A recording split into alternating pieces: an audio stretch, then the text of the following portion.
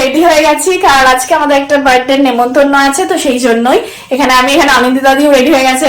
দেখা পাও, খুব সুন্দর লাগছে। আর দিদি এখানে এখনো রেডি হচ্ছে, ও সবার লাস্ট, কারণ ও আমাদের দুজনকে শাড়ি পরিয়ে দিয়েছে, সেই জন্য ও একটু দেরি হয়ে যাচ্ছে। তো আমার ফুল লুকটা প্লিজ একটু দেখিয়ে দে অনিন্দিতা।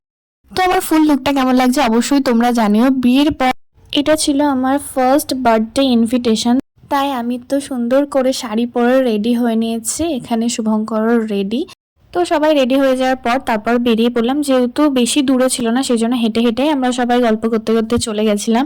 আর যাওয়ার পরেই তো শুরু করে দিয়েছি খাওয়া দাওয়া। এখানে আমি নিয়েছি পকোড়া আর কফি, যেটা এই শীতের মধ্যে ভীষণই ভালো লাগছিল।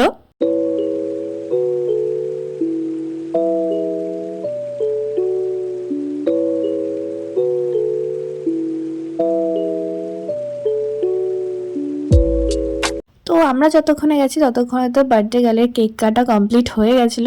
তো এত কিছুর মধ্যে তোমরা এখনো বার্থডে গার্লকেই দেখতে পাওনি। তো এটা হচ্ছে সেই কিউট বার্থডে গার্ল, যাকে কিনা খুবই মিষ্টি লাগছিল।